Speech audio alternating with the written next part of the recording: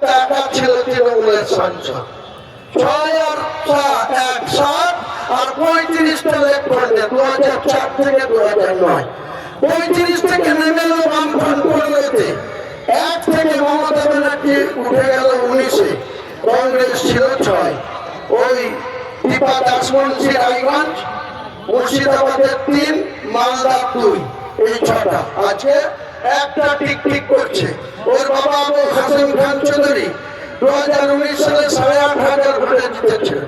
ঈশা খান চৌধুরী 2011 সালে আমাদের সাথেই কংগ্রেসের 42-এর মধ্যে বিধায়ক ছিল, আমি ওর সঙ্গে বিধায়ক ছিলাম।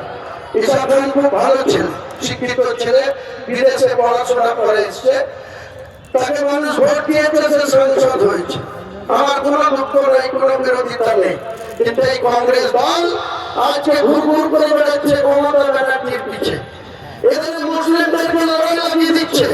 আর অভিষেক ব্যানার্জি আবার সকালবেলায় চার্টার ফ্লাইট নিয়ে দিল্লিতে গিয়ে রাহুল গান্ধীর বাসায় চা খাচ্ছে। এই কোন পিতাচারিতা, এই কোন চালাকি! আবার এবারে 15 দিন ধরে মহান ভাগবত RSS এর 100 বছর পূর্ণ হয়েছে রাষ্ট্রীয় স্বয়ংসেবক দলের।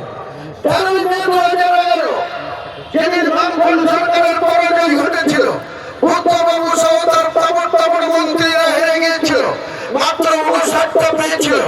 আর কংগ্রেসকে সঙ্গে নিয়ে মমতা ব্যানার্জি 182, কংগ্রেস দলের আমরা 42, তার মধ্যে 1/3 এই জেলায় 14 জন কংগ্রেসের, আর বামফ্রন্টের 7, তাহলে কত হয়? 14 + 7 21। একটা মাত্র জিতেছিল সাগরদিঘি, তাও আবার কি মুসলিমদের ভোট বিভাজন হয়েছিল। সুব্রত শাহ মাত্র অনিল চৌধুরী তলায় সাপোর্ট দিয়েছিল, তাই 48,000 ভোট পেয়েছে, জিতে গিয়েছিল। অনিল চৌধুরীর প্রার্থী আমিনুল ইসলাম, প্রাইমারি স্কুলের মাস্টার, ছাত্র সাহেবের ভাগ্নে, সে পেল 41,000 ভোট। আর একজন সিপিএম এর মুসলিম ক্যান্ডিডেট, সে পেল 39,000 ভোট। আর ওই আসামের আজমল সাহেবের দল, সে পেল 29,000 ভোট। মুসলিম ভোটটা 3 ভাগে ভাগ হলো, আর মধ্যখানে 48,000 ভোট পেয়ে 2011 সালে মমতা বন্দ্যোপাধ্যায় বাংলার মুখ্যমন্ত্রী হলো। কিন্তু এই মুর্শিদাবাদে তৃণমূলের কোনো কলকে ছিল না, কোনো পার্সেন্টেজ ছিল না। আমরা কংগ্রেস এই 1982 সাল থেকে 2011 সাল পর্যন্ত আমরা কংগ্রেসটাই করেছি। সেই কংগ্রেস আমাদের 5 বছরের জন্য মানুষ আমাকে বিধায়ক করেছিল। এই অজিত চৌধুরীর দুমুখো নীতি, তার বাড়িতে বেশি গুরুত্ব দেওয়া, পার্টিতে উল্টো পাল্টা সিদ্ধান্ত নেওয়ার প্রতিবাদ করে আমি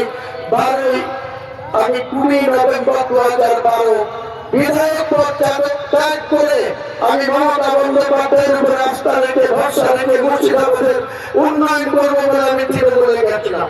সেদিন আমার ঐতিহাসিক ভুল হয়েছিল এই মিথ্যাবাদী মহিলার স্বর্ণপূর্ণ হওয়া।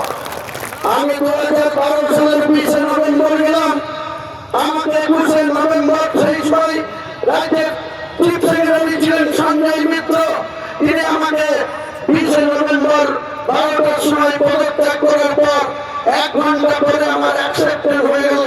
তারপরে ইংলিশ বাজারের কংগ্রেস বিধায়ক কৃষ্ণেন্দু নারায়ণ চৌধুরীকে মমতা ব্যানার্জি বলল, হুমায়ুন যদি 7 দিনের ডিসিশন নিয়ে বিধায়ক পদ ছেড়ে আসতে পারে, তুমি 6 মাস ধরে বলছো তৃণমূল করবো, আজকেই পদত্যাগ করো।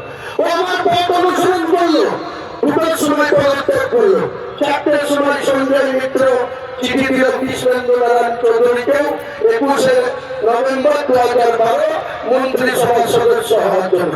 আমিও সেদিন কৃষকের ছেলে, একটা গ্রামের ছেলে, এই মুখ্যমন্ত্রী মমতা বন্দ্যোপাধ্যায় আমাকে এই সম্মানটা দিয়েছিল।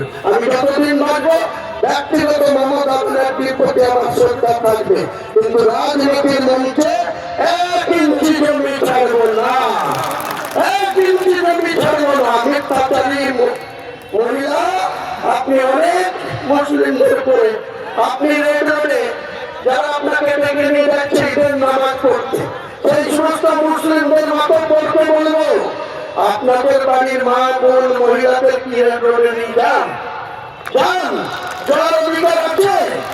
ঈদের ময়দানে মুসলিম সমাজের পবিত্র ঈদ উৎসব 1 মাস ব্যাপী